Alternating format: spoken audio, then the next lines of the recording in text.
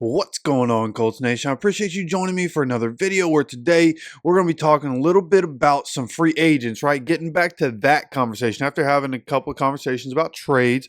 Let's talk about free agency, where now we're going to move to the defensive side. We talked about everything we could talk about on the offensive side. There's really nothing to talk about with receivers because there's 5 wide receivers that are pretty much guaranteed to make the team, in my opinion. It's just finding that 6th receiver that's going to be on the active roster and then depth behind that. And honestly, I wouldn't be mad, and I'd actually kind of like to see Laquan Treadwell be that 6th guy, somebody that coming into the NFL I had a lot of faith in, and I thought he did well for us last year in the preseason. He was kind of the star of the preseason last year, and hopefully he's able to come in, be the 6th guy for us, be on our active roster. I think it's a good step in the right direction for a guy that, for the most part, has had a disappointing NFL career.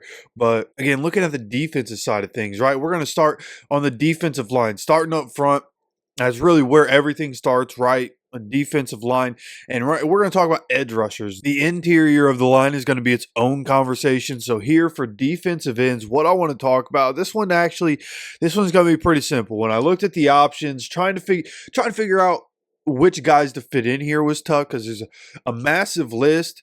But the way edge rushers work, it's like either the guy produces and makes a lot of money, or he's an average or less producer and he makes average or less money, right? It's really, I mean, the edge rushing market is pretty self-explanatory, guy to guy. There's a little bit of question marks, like Khalil Mack is at the top. But he's just a guy that at his age, with his production or lack thereof, and the fact him not being able to stay on the field, like there's just no way with what his asking price is going to be just because of what he's done in the past. It doesn't make sense to bring him in. So, skip him. He's going to want to go somewhere to try to win anyways. So at the end of the day, here's what I'm thinking, right? So of course, first option going to be the draft.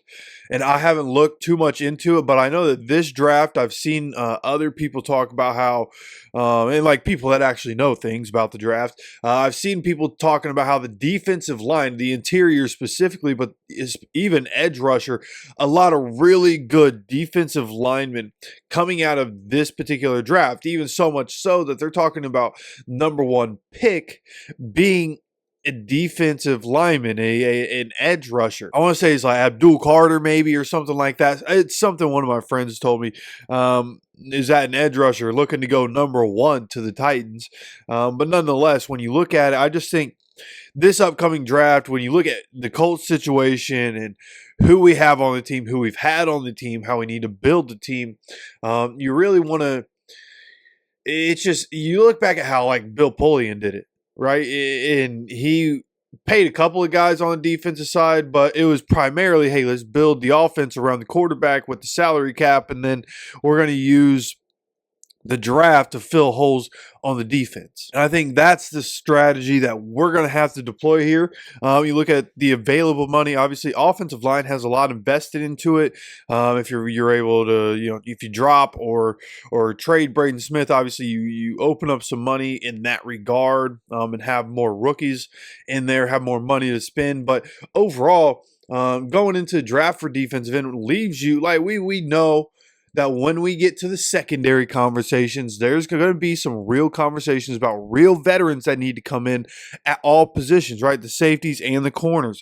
So we're going to be looking really at trying to do that. We're also going to be looking at linebackers. There's a report came out about a linebacker in free agency. Somebody that we've talked about, Dre Greenlaw being, Indy being the favorite landing spot for him, which I love. So that, that's going to be a conversation, and that's where we're going to need money. So for me, I think a really good option is going to be going defensive end, 1 or 2 defensive ends in the upcoming draft, and that's the way I would go with. Okay, but then if you wanted to bring in veteran presence, now of course this conversation has to start with Dio Dingbo, right? When you talk about potential money going to a defensive end with the production that you're going to get from a defensive end, it's like, do we pay one of these really good, is there a defensive end we feel comfortable enough with to give them a bunch of money?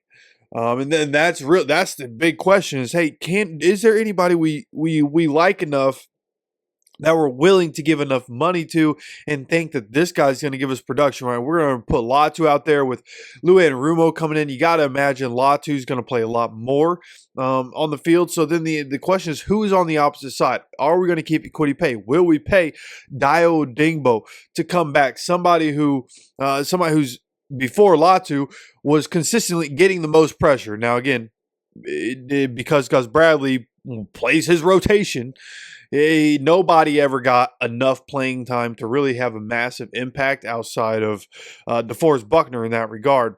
And even DeForest Buckner not playing enough. I don't care how old he is. If he's playing and he's suiting up on Sunday, DeForest Buckner needs to be on the field almost every single play, if not every single play. It's just got to happen. And he's got to be conditioned for it. So that's just the way I feel about that. And I think that at the end of the day, Dio coming back, it'd be good because we're familiar with him, but also I don't want that because we need new people in the locker room. I got Hurricane Dio. I love him, man. Somebody that, just like a lot of you guys, man, believe in him, think he can be really good. This feels like a Jerry Hughes situation where he's going to go somewhere else and he's going to be really good because somebody else is actually going to allow him to play the game. He's not going to play half the game. He's going to play the game. So ultimately, I think both sides, Colts, Dio, could use a split, and I think that would be the best move. So for me, Dio, let's just not even worry about paying somebody like him. There hasn't been enough production in the past to make me feel like it's okay to pay Dio. But it's just hopeful. It's just hey, I hope we could pay him and he'd be great. But you don't know that that's going to happen. So moving on from that, somebody we've talked a lot about on this channel, somebody we talked about last year about trading for, Chase Young. Okay, this is a guy we've talked so much about this, the production over his career, the reasons for, the reasons against. And just to reiterate, a lot of you weren't here when we had those conversations.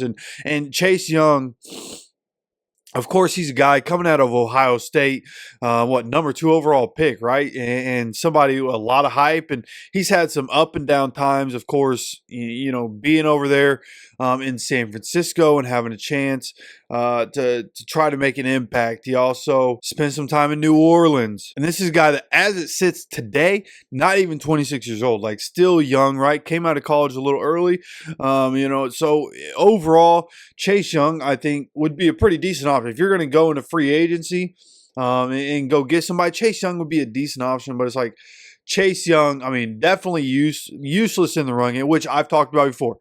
I don't need my defensive ends to be incredible in the run game as long as they are incredible pass rushers. And for me, Chase Young, not good enough in the run game, or not good enough as a pass rusher to be as bad as he is in the run game.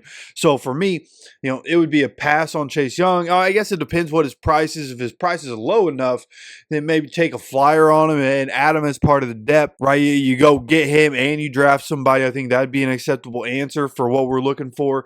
But at the end of the day, Chase Young, if you're talking about the answer of filling the hole in the room, Chase Young wouldn't be the only one, and I would still honestly prefer the draft. Of all the guys here, there's some proven pass rushers, but it's so many of these guys are closer to 30, over 30, have fallen off. Marcus Davenport's on this list, but he was only good when he was next to some studs on the Saints defensive line. Ever since leaving there, it's been downhill, right? Detroit needed him. I actually think, he probably got hurt, right? If he was on Detroit's defense, they all got hurt, which is probably a reason there. Charles Omenihu is an interesting option.